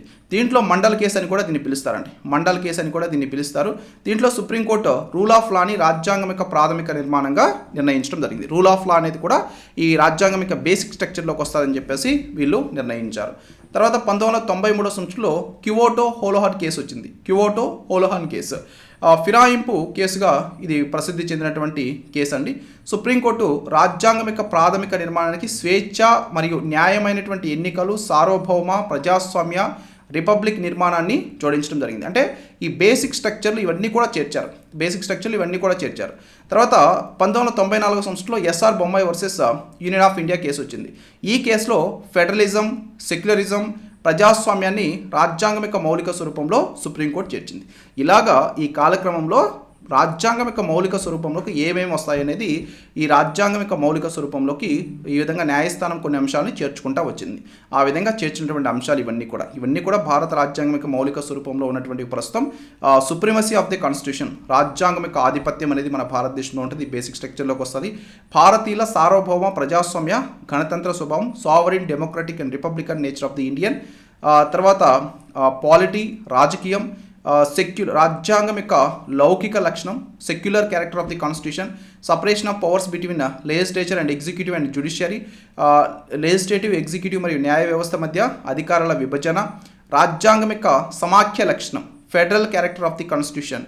సో ఇది కూడా మనకి ఇప్పుడు దెబ్బతింటుందని చెప్పేసి ఈ సైమల్టేనియస్ ఎలక్షన్స్ బిల్లుకి సంబంధించి అపోజిషన్ పార్టీస్ అండ్ ఇతర క్రిటిక్స్ అంతా కూడా విమర్శించడం జరుగుతుంది. సో ఫెడరల్ క్యారెక్టర్ ఏంటంటే మన భారతదేశంలో యాక్చువల్గా కొన్ని అధికారాలు కేంద్రానికి ఉంటాయి, కొన్ని అధికారాలు రాష్ట్రాలకు ఉంటాయి, కొన్ని అధికారాలు రెండింటికి కలిపి ఉంటాయండి. సో ఇలాగా మన భారతదేశంలో ఫెడరల్ క్యారెక్టర్ అనేది మనం ఫాలో అవుతాం. రాజ్యాంగం యొక్క సమాఖ్య లక్షణం అనేటువంటిది మన భారతదేశంలో ఉంది. దేశం యొక్క ఐక్యత మరియు సమగ్రత ఇది కూడా బేసిక్ స్ట్రక్చర్లో ఉంది. Unity of integrity and nation, తర్వాత welfare state, socio economic justice అంటాం, సంక్షేమ రాష్ట్రం, సంక్షేమ రాజ్యం, సామాజిక ఆర్థిక న్యాయం అంటాం. తర్వాత న్యాయ సమీక్ష కూడా మౌలిక స్వరూపంలో ఉంది. వ్యక్తి యొక్క స్వేచ్ఛ మరియు గౌరవం, freedom of dignity and of the individual, ఇది కూడా బేసిక్ స్ట్రక్చర్లో ఉంది. పార్లమెంటరీ వ్యవస్థ, చట్టం యొక్క పాలన, ప్రాథమిక హక్కులు మరియు ఆదేశిక సూత్రాల మధ్య సామరస్యం మరియు సమతుల్యత, సమానత్వం యొక్క సూత్రం, స్వేచ్ఛగా నిష్పక్షపాతంగా ఎన్నికలు నిర్వహించడం, న్యాయ వ్యవస్థ స్వతంత్రత, రాజ్యాంగాన్ని సవరించడానికి పార్లమెంటుకి పరిమిత అధికారం, ప్రాథమిక హక్కులకి సంబంధించినటువంటి సూత్రాలు లేదా సారాంశం, ఆర్టికల్ 32, ఆర్టికల్ 136, 141, 142 ప్రకారం సుప్రీంకోర్టు అధికారాలు, ఆర్టికల్ 226, 227 ప్రకారం హైకోర్టు అధికారాలు, ఇవన్నీ కూడా ఇప్పటి వరకు బేసిక్ స్ట్రక్చర్, భారత రాజ్యాంగం యొక్క బేసిక్ స్ట్రక్చర్లోకి చేర్చబడి ఉన్నటువంటి అంశాలు. ఇవన్నీ కూడా మీరు గుర్తుపెట్టుకోవాలి. మీకు క్వశ్చన్ ఎలా అడుగుతారంటే వీటిలో ఏదన్నా ఒక 3 ఇచ్చేసి వేరేది ఇంకోటి ఇచ్చేసి ఈ కింది వాటిలో రాజ్యాంగం యొక్క మౌలిక స్వరూపంలోకి రానటువంటిది ఏంటి అంటారు, లేకుంటే రాజ్యాంగం యొక్క మౌలిక స్వరూపంలోకి వచ్చేది ఏంటి అంటారు. కాబట్టి ఇవన్నీ మీరు ఖచ్చితంగా గుర్తుపెట్టుకోవాల్సినటువంటి అవసరం ఉందండి. Next one, panel led by ex ISRO chief advises restructuring of NTA. ఇది ఈరోజు మీకు న్యూస్ పేపర్లో వచ్చినటువంటి న్యూస్ పేపర్ కటింగ్. దీంట్లో ప్రధానంగా మనం తెలుసుకోవాల్సింది ఈ ప్యానెల్ గురించి తెలుసుకోవాలా. ఓకేనా, ఈ ప్యానెల్ చైర్మన్ ఎవరు, ఈ ప్యానెల్లో ఉన్నటువంటి సభ్యులు ఎవరు, అంటే మెయిన్గా సభ్యుల పేర్లన్నీ కూడా మీరు గుర్తుపెట్టుకోకపోయినా ఈ ప్యానెల్ ఎంతమంది సభ్యులతో ఏర్పడినటువంటి ప్యానెల్, తర్వాత ఈ ప్యానెల్ అసలు ఎందుకు ఏర్పడింది, అసలు ఎన్టీఏ అంటే ఏంటి, ఎన్టీఏ గురించి మనం ప్రధానంగా తెలుసుకోవాలి. ఎన్టీఏ స్ట్రక్చర్ కానీ దీని యొక్క ఫంక్షనింగ్ కానీ ఇవన్నీ కూడా మనం ప్రధానంగా తెలుసుకోవాలి. అండ్ దీంట్లో నీట్ గురించి మనం తెలుసుకోవాలి. నీట్ కూడా మనకి చాలా చాలా ఇంపార్టెంట్, దీనికి సంబంధించినటువంటిది. ఇది చాలా చాలా ఇంపార్టెంట్ ఆర్టికల్ అండి. నేషనల్ టెస్టింగ్ ఏజెన్సీ అంటాం. ఎన్టీఏ అంటే దీని యొక్క ఫుల్ ఫామ్ ఏంటంటే నేషనల్ టెస్టింగ్ ఏజెన్సీ. ఈ నేషనల్ టెస్టింగ్ ఏజెన్సీ ఏంటంటే మన భారతదేశంలో మెడికల్ ఎగ్జామ్స్కి సంబంధించి ఎంబీబీఎస్ ఎంట్రన్స్ ఎగ్జామ్, తర్వాత బీడిఎస్ ఉంటుంది కదా, డెంటిస్ట్కి సంబంధించి ఎంట్రన్స్ ఎగ్జామ్, వీటిని కండక్ట్ చేసేటువంటిది ఈ నేషనల్ టెస్టింగ్ ఏజెన్సీ. అయితే రీసెంట్గా మనం చూస్తే దిస్ ఇయర్ ఈ టెస్ట్ అనేది యాక్చువల్గా 720 మార్కులకి కండక్ట్ చేస్తే చాలామందికి 720కి 720 వచ్చినాయండి. చాలామందికి 720 అవుట్ ఆఫ్ 720 వచ్చినాయి. యాక్చువల్గా మనం పర్ఫెక్ట్ మార్క్స్ అని చెప్పాలంటే 720కి ఒక 719 లేకుంటే 718 ఇలా వస్తే పర్ఫెక్ట్ మార్క్స్ అని చెప్పేసి చెప్తాం. బట్ చాలామందికి సెంట్ మార్క్స్ వచ్చాయి. సో అందువలన ఈ సంస్థ మీద కొన్ని అగెనెస్ట్గా రావడం జరిగింది. ఎంత క్వాలిటీగా వీళ్ళు ఎగ్జామ్స్ ఇక్కడ కండక్ట్ చేస్తూ ఉన్నారు అనేటువంటి దాని మీద కానీ వీటన్నిటి మీద కూడా చాలా సందేహాలు రావడం జరిగింది. దాంట్లో భాగంగానే ఈ నేషనల్ టెస్టింగ్ ఏజెన్సీని రీస్ట్రక్చరింగ్ చేసేదానికి సంబంధించి ఒక ప్యానెల్ ఏర్పాటు చేశారండి. ఒక కమిటీ ఏర్పాటు చేశారు. ఆ కమిటీ ఏర్పాటు చేసింది మన భారత అంతరిక్ష పరిశోధన సంస్థ ఇస్రో ఏదైతే ఉందో ఇస్రో యొక్క మాజీ చైర్మన్ డాక్టర్ కె రాధాకృష్ణన్ నేతృత్వంలో ఈ కమిటీని ఏర్పాటు చేయడం జరిగింది. ఎవరు? డాక్టర్ కె రాధాకృష్ణన్ నేతృత్వంలో ఈ కమిటీ ఏర్పాటు చేశారు. దీంట్లో ఉన్నటువంటి ఇతర సభ్యులు డాక్టర్ రణ్దీప్ గులేరియా, ఎయిమ్స్ ఢిల్లీ మాజీ డైరెక్టర్ అండి ఈయన. తర్వాత ప్రొఫెసర్ బీజే రావు వచ్చేసరికి Hyderabad central university vice chancellor. తర్వాత ఐఐటి మద్రాస్లోని సివిల్ ఇంజనీరింగ్ విభాగంలో ఉన్నటువంటి ప్రొఫెసర్ ఎమిరేటిస్కి సంబంధించి ప్రొఫెసర్ రామమూర్తి కే ఇతను. తర్వాత పంకజ్ బస్సల్ వచ్చేసరికి పీపుల్ స్ట్రాంగ్ సహ వ్యవస్థాపకుడు. తర్వాత కర్మయోగి భారత్ బోర్డు సభ్యుడు. ఐఐటి ఢిల్లీలో విద్యార్థి వ్యవహారాల డీన్ ప్రొఫెసర్ ఆదిత్య మిట్టల్ మరొక సభ్యుడు. గోవింద్ జైస్వాల్ మరొక సభ్యుడు. విద్యా మంత్రిత్వ శాఖలో జాయింట్ సెక్రటరీ ఉన్నాడు. తర్వాత వీరు సభ్య కార్యదర్శిగా వ్యవహరించడం జరుగుతుంది. సో ఇలాగా వీరు 6 సభ్యులు అలాగే ఒక చైర్మన్. సో మొత్తం 7 కూడినటువంటి కమిటీ అండి. సో 7 సభ్యులతో కూడినటువంటి కమిటీ ఇది. ఈ నేషనల్ టెస్టింగ్ ఏజెన్సీకి సంబంధించి ఏర్పాటు చేసినటువంటి కమిటీ. సో ఈ కమిటీని ఏర్పాటు చేశారు. ఈ నేషనల్ టెస్టింగ్ ఏజెన్సీకి సంబంధించి ఇది కొన్ని రికమెండేషన్స్ కూడా ఇవ్వడం జరిగింది. అయితే ఆ రికమెండేషన్స్ గురించి మనం తెలుసుకునే ముందుగా అసలు నేషనల్ టెస్టింగ్ ఏజెన్సీ అంటే ఏంటనేది మనం ఇక్కడ ప్రధానంగా తెలుసుకోవాలి. ఇది ప్రస్తుతం ఎలా ఉందనేది మనం తెలుసుకుందాం. నేషనల్ టెస్టింగ్ ఏజెన్సీని మన భారతదేశంలో 1860 నాటి ఇండియన్ సొసైటీస్ రిజిస్ట్రేషన్ యాక్ట్ ఏదైతే ఉందో దీని కింద ఈ నేషనల్ టెస్టింగ్ ఏజెన్సీని ఏర్పాటు చేయడం జరిగింది. నేషనల్ టెస్టింగ్ ఏజెన్సీని ఏర్పాటు చేశారు.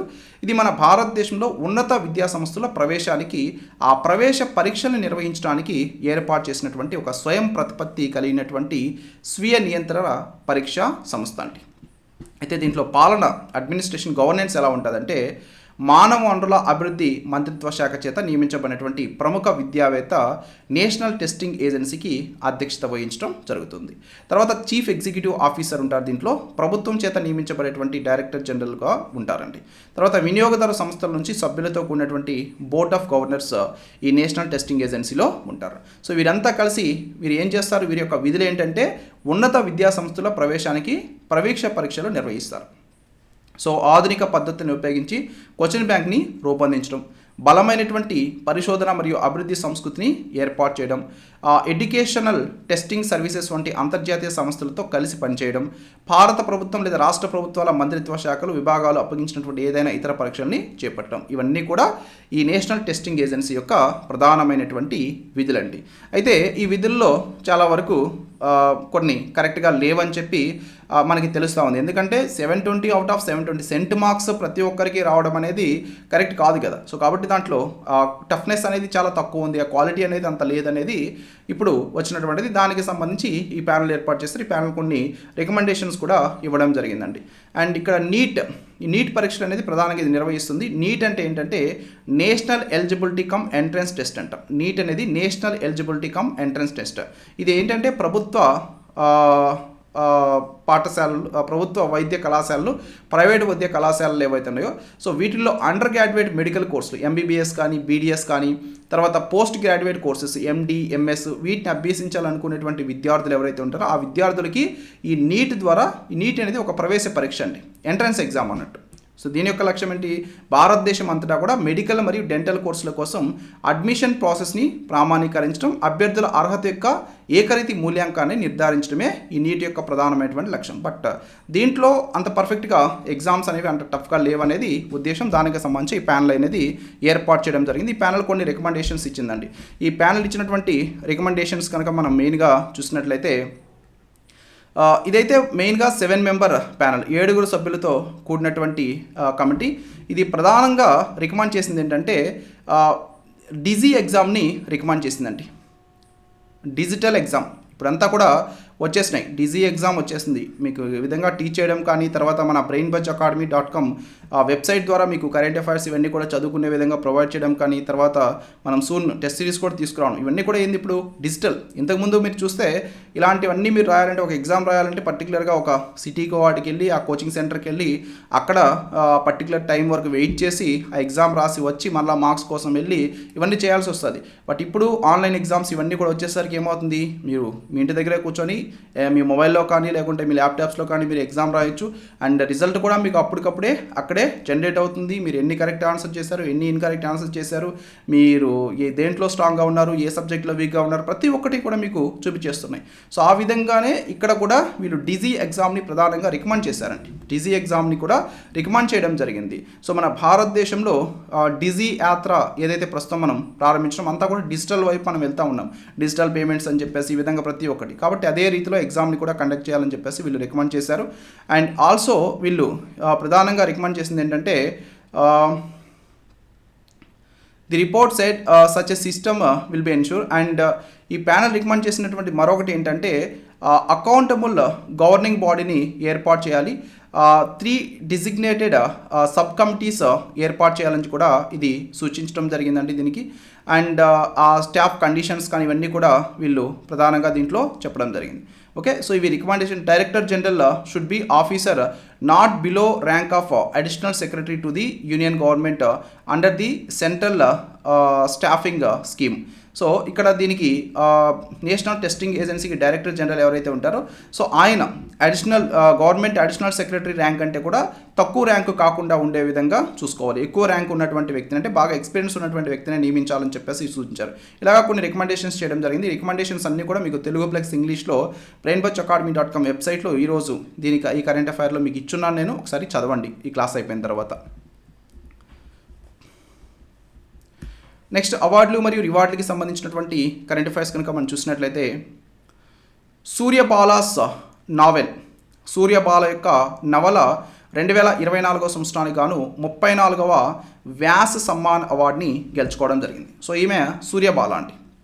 ఈమె యొక్క పేరు సూర్యబాల. ఈమె హిందీ రైటర్, ఈమె హిందీ రచయిత్రి. ఈమె యొక్క పేరు సూర్యబాల. అండ్ ఈమె యొక్క నవల పేరు వచ్చేసరికి కౌన్ దేశ్ కో వాసి వేణు की डायरी. कौन देश को वासी వేణు की डायरी. ఓకేనా, కౌన్ దేశ్ కో వాసి వేణు की డైరీ అనేటువంటిది ఈమె యొక్క నవల. ఈ నవలకి 2024 సంవత్సరానికి గాను వ్యాస సమ్మాన్ అవార్డుని ఇవ్వడం జరిగింది. ఇది 34వ వ్యాస సమ్మాన్ అవార్డు. 2024 సంవత్సరంలో ఇచ్చినటువంటి అవార్డు 34వ వ్యాస సమ్మాన్ అవార్డు. సో 2018 సంవత్సరంలో ఈ నవలని ప్రచురించడం జరిగింది. అమెరికాలో భారతీయ యువత ఎదుర్కొంటున్నటువంటి సాంస్కృతిక సంఘర్షణలు, గుర్తింపు పోరాటాలని ప్రధానంగా ఈ నావెల్లో ఈమె వివరించడం జరిగిందండి. అండ్ ఈ వ్యాస్ సమాన్ అవార్డు అనేది కేకే బిర్లా ఫౌండేషన్ ఇచ్చేటువంటి అవార్డు అండి. 1991 సంవత్సరంలో దీన్ని స్థాపించారు. వ్యాస్ సమాన్ గత దశాబ్దంలో అత్యుత్తమ హిందీ సాహిత్య రచనలకి సత్కరించడం జరిగేది. ఈ బహుమతి ఎవరైతే పొందుతారో వారికి 4 లక్షల రూపాయలు నగదు బహుమతి, ఒక ప్రశంసా పత్రము, ఒక ఫలకాన్ని అందజేస్తారు. సెలక్షన్ కమిటీకి ప్రముఖ సాహితీవేత్త ప్రొఫెసర్ రామ్జీ తివారీ ప్రస్తుతం అధ్యక్షత వహిస్తూ ఉన్నారు.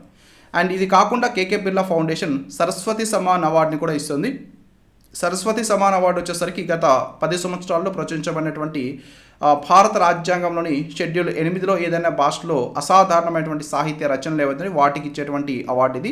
ఈ అవార్డు గెలుచుకున్నటువంటి వారికి 15 లక్షల రూపాయలు నగదు బహుమతి ఇస్తారు. తర్వాత బీహారీ పురస్కారం కూడా వీరు ఇస్తున్నారు. బీహారీ పురస్కారం అనేది భారతీయ రచయితల అత్యుత్తమ సాహిత్య రచనల్ని గుర్తించి కేకే బిర్లా ఫౌండేషన్ ఇచ్చేటువంటి మరొక పురస్కారం అండి. ఇవన్నీ కూడా ఇంపార్టెంట్. ఇప్పుడు 34వ వ్యాస్ సమ్మాన్ పురస్కారం అయితే హిందీ రచయిత్రి సూర్యబాల రచించినటువంటి నవల కౌన్ దేశ్కో వాసి వేణు కీ డైరీ అనేటువంటి దానికి ఈ అవార్డు అయితే రావడం జరిగింది. Next this is very very important current affair. Vinicius and బోన్మాటి.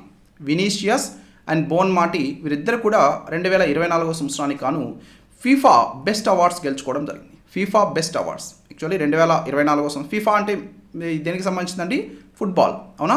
Football క్రీడకి సంబంధించినటువంటి అవార్డ్స్ అండి ఇవన్నీ కూడా. 2024 సంవత్సరానికి గాను ది బెస్ట్ మెన్స్ ప్లేయర్గా వినీషియస్ జేఆర్కి అవార్డు ఇచ్చారు. అలాగే 2024 సంవత్సరానికి గాను ది బెస్ట్ ఉమెన్స్ ప్లేయర్ అవార్డుని గెలుచుకుంది. FIFA the best women's player అవార్డుని గెలుచుకుంది మాత్రం బోన్మాటి. ఓకేనా? So Bonmati, Aitana Bonmati. So ఈ కంప్లీట్ లిస్ట్ అయితే నేను ఇక్కడ ఇచ్చున్నాను. ఒకసారి ఈ లిస్ట్ అయితే మనం చూద్దాం. ఓకేనా? ఉత్తమ పురుషుల ఆటగాడుగా అవార్డు పొందింది వినీషియస్ జేఆర్. ఓకే. అండ్ ఉత్తమ మహిళా క్రీడాకారిణి అవార్డు పొందింది ఐతానా బోన్మతి. అండ్ ఉత్తమ పురుషుల కోచ్ అవార్డులో ఈ కేటగిరీలో అవార్డు పొందింది కార్లో అన్సెలోట్టి. ఉత్తమ మహిళల కోచ్ కేటగిరీలో అవార్డుని పొందింది ఎమ్మా హేస్. అండ్ పురుషుల గోల్ కీపర్ కేటగిరీలో అవార్డుని పొందింది ఎమిలియానో మార్టినెజ్.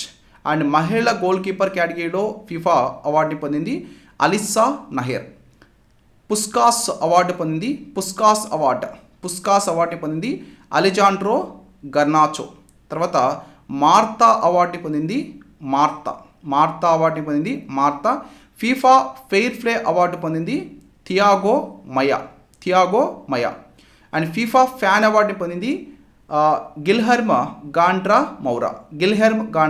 సో ఇవి డిఫరెంట్ అవార్డ్స్ అండి. 2024 సంవత్సరానికి గాను ఫీఫా ది బెస్ట్ అవార్డ్స్ని అనౌన్స్ చేయడం జరిగింది. ఇవన్నీ కూడా మోస్ట్ ఇంపార్టెంట్. వీటిలో మెయిన్గా మనకి ఎక్కువ అడిగేది ఏంటంటే ఫీఫా 2024 సంవత్సరానికి గాను ఉత్తమ పురుషుల ఆటగాడు అవార్డు పొందింది ఎవరు, అలాగే ఉత్తమ మహిళల కేటగిరీ అవార్డు పొందింది ఎవరు, ఇవి మీరు గుర్తుపెట్టుకోవాలి.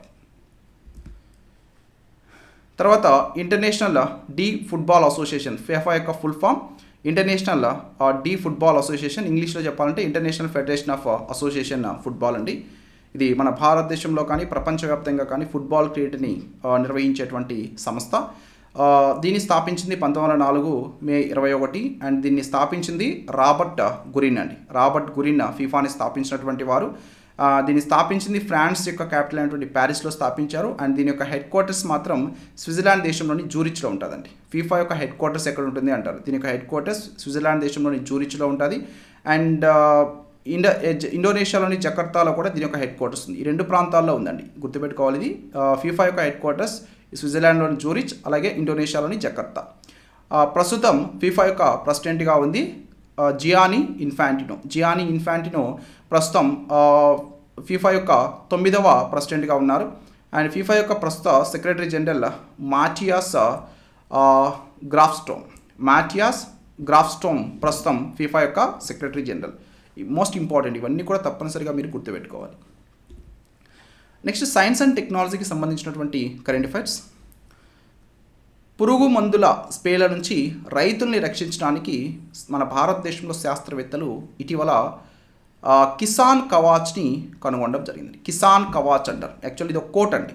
మీరు చూసారు కదా ఇక్కడ ఏదైతే ఫేస్ కానీ తర్వాత ఇలా హ్యాండ్స్ టోటల్ బాడీ ఏదైతే కవర్ చేసినటువంటి కోట్ ఈ పర్సన్ ఇక్కడ కనిపిస్తూ ఉన్నారో దీన్నే కవాచ్ అని చెప్పేసి పిలుస్తారు.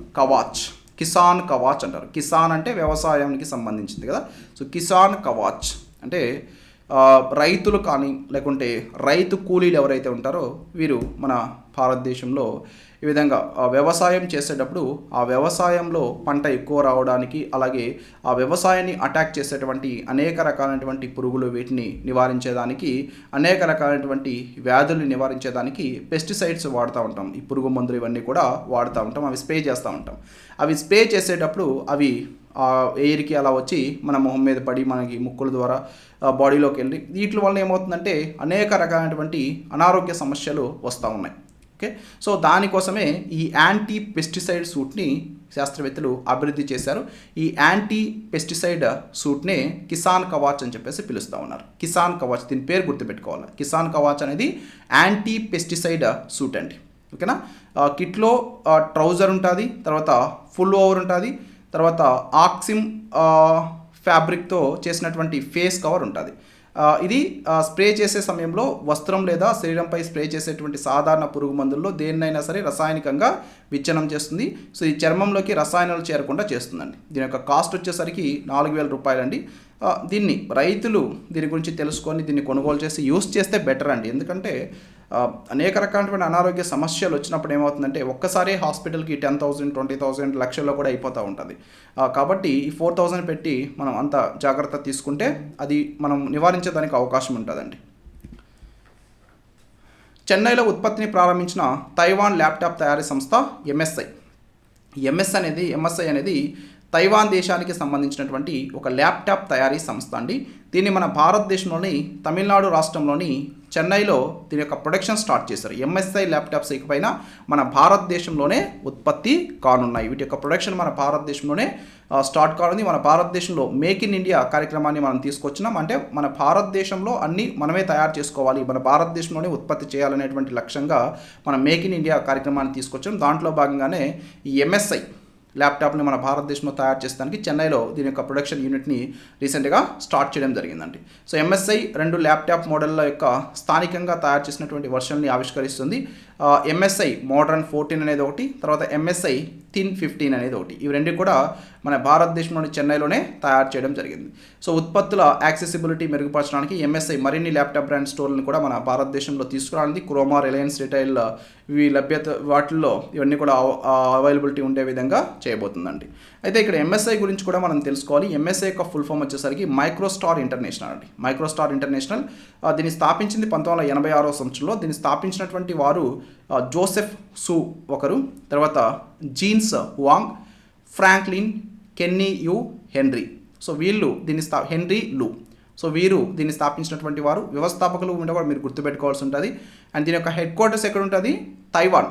సో తైవాన్లోని న్యూ తైపీలోని జోంగ్హేలో ఉంటుందండి. ఎంఎస్ఐ యొక్క హెడ్ క్వార్టర్స్ తైవాన్లోని న్యూ తైపీలోని జోంగ్హేలో ఉంటుంది.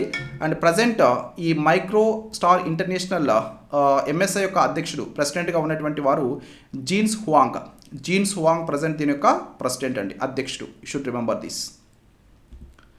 నెక్స్ట్ క్రీడలకి సంబంధించినటువంటి కరెంట్ అఫైర్స్ ఇవి ఆల్రెడీ మనం స్పోర్ట్స్ టు కేటగిరీలో డిస్కస్ చేసామండి. ఇవి క్రీడా అవార్డులే కాబట్టి నేను ఇక్కడ కూడా ఇచ్చాను, బట్ మనం ఆల్రెడీ డిస్కస్ చేసాం కదా. 2024 సంవత్సరానికి గాను ఫీఫా బెస్ట్ అవార్డ్స్ అనౌన్స్ చేశారు. ఇదంతా కూడా లిస్ట్ అండి. ఈరోజు యాక్చువల్లీ మీకు హిందూ న్యూస్ పేపర్లో వచ్చినటువంటి ఆర్టికల్, ఇది చాలా ఇంపార్టెంట్. ఈ అవార్డులన్నీ కూడా మనం ఆల్రెడీ డిస్కస్ చేసాం. నెక్స్ట్ మరణాలకి సంబంధించినటువంటి కరెంట్ అఫైర్స్ మోస్ట్ ఇంపార్టెంట్. ఈరోజు మీకు న్యూస్ పేపర్లో వచ్చినటువంటి న్యూస్ పేపర్ కటింగ్ ఇది. ఎన్విరాన్మెంటలిస్ట్ తులసి గౌడ, ఈమెని ట్రీ గాడెస్ అని కూడా పిలుస్తారు. ఈమె 86 సంవత్సరాల వయసులో ఇటీవల మరణించడం జరిగిందండి. ఓకేనా, ఇక్కడ మెయిన్గా మీరు గుర్తుపెట్టుకోవాల్సింది తులసి గౌడ ఇటీవల వార్తల్లో చూసాం. అయితే ఈమె దేనికి సంబంధించినటువంటి వ్యక్తి అంటారు?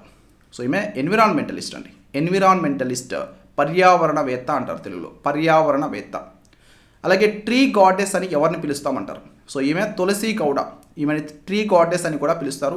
అలాగే ఎన్సైక్లోపీడియా ఆఫ్ ట్రీస్ అని కూడా ఈమెని పిలుస్తారు. ఎన్సైక్లోపీడియా ఆఫ్ ట్రీస్ అని కూడా ఈమెని పిలవడం జరుగుతుంది. అండ్ ఈమె 2021వ సంవత్సరంలో పద్మశ్రీ అవార్డుని గెలుచుకున్నారండి. మన భారతదేశం యొక్క 4వ అత్యంత పౌర పురస్కారం పద్మశ్రీ పురస్కారాన్ని ఈమె 2021 సంవత్సరంలో పొందారు. ట్రీ గాడెస్ అని చెప్పేసి పిలుస్తాం. ఈమె హలక్కీ ట్రైబల్ కమ్యూనిటీకి చెందినటువంటి వ్యక్తి. హలక్కీ ట్రైబల్ కమ్యూనిటీ చెట్టు దేవతగా గౌరవించేటువంటి పర్యావరణవేత్త తులసి గౌడ 86 సంవత్సరాల వయసులో ఇటీవల మరణించడం జరిగింది. ఓకేనా. సో ఈమెను ఎన్సైక్లోపీడియా ఆఫ్ ఫారెస్ట్ అంటారు. Encyclopedia of forest so encyclopedia of forest అని కూడా ఈమెని పిలవడం జరుగుతుందండి. ఈమె Gowda born in Honnali village in Ankola taluk in Uttara Kannada district, Karnataka రాష్ట్రానికి చెందినటువంటి వ్యక్తి. సో ఈమె హొన్నాలి విలేజ్లో జన్మించారు 1944వ సంవత్సరంలో. ఈమెని ట్రీ గాడెస్ అని చెప్పేసి పిలవడం జరుగుతుంది. ఎన్సైక్లోపీడియా ఆఫ్ ఫారెస్ట్ అని కూడా ఈమెని పిలుస్తారండి. Environmentalist from Karnataka state, Padmashri award గ్రహీత. ఇటీవల ఈమె మరణించడం జరిగింది. నెక్స్ట్ 18 డిసెంబర్ 2024కి సంబంధించిన కరెంట్ అఫైర్స్ ఒక్క లైన్లో తీసుకుందాం. అంతర్జాతీయ వలసదారుల దినోత్సవాన్ని ప్రతి సంవత్సరం ఎప్పుడు జరుపుకుంటారు? International migrants day is celebrated every year on. దీన్ని ప్రతి సంవత్సరం డిసెంబర్ 18వ తేదీన మనం జరుపుకుంటాం.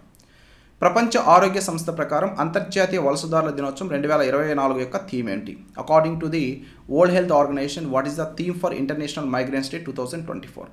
Honouring the contributions of migrants and respecting their rights. వలసదారుల సహకారాన్ని గౌరవించడం మరియు వారి యొక్క హక్కుల్ని గౌరవించడం. This is the theme. ఆమె నవల కౌన్ దేశ్కో వాసి వేణుకి డైరీకి గాను 34వ వ్యాస్ సమ్మాన్ 2024 ఎవరికి లభించింది అంటున్నారు. Who has been awarded the 34th Vyas Samman 2024 for her novel Kaun Desh ko Vasi Venu ki diary. So ఈమె వచ్చింది హిందీ రచయిత్రి Suryabala. FIFA men's player of the year award 2024 గెలుచుకుంది ఎవరు? దీన్ని గెలుచుకుంది Vinicius junior. So Vinicius junior దీన్ని గెలుచుకున్నారు. తర్వాత FIFA women's player of the year అవార్డుని గెలుచుకున్నటువంటి వారు ఎవరు? 2024 సంవత్సరానికి గాను దీన్ని గెలుచుకుంది Aitana Bonmati. Remember, these are very very important. So ఇవి 18th December 2024కి సంబంధించినటువంటి some most important current affairs and current affairs related static GK and one liners current affairs. మీకు ఈ వీడియో నచ్చినట్లయితే తప్పనిసరిగా వీడియోని లైక్ చేయండి. And also please share this video with your friends. మీ దగ్గర ఈ కాంపిటేటివ్ ఎగ్జామ్ సంబంధించి గ్రూప్స్ ఏదైనా ఉంటే please try to share and please like the video. And మీ ఒపీనియన్ని తప్పనిసరిగా కామెంట్ సెక్షన్లో తెలియచేయండి. అండ్ మీరు ఇప్పటివరకు బ్రెయిన్ బజ్ అకాడమీ యూట్యూబ్ ఛానల్ని సబ్స్క్రైబ్ చేసుకోకపోతే ఇప్పుడే సబ్స్క్రైబ్ చేసుకొని బెల్ ఐకాన్ మీద క్లిక్ చేయండి. అండ్ తప్పనిసరిగా brainbuzzacademy.com వెబ్సైట్ని విజిట్ చేయండి. దాంట్లో మీరు కరెంట్ అఫైర్స్ రెగ్యులర్గా చదువుకోవచ్చు. Thank you very much.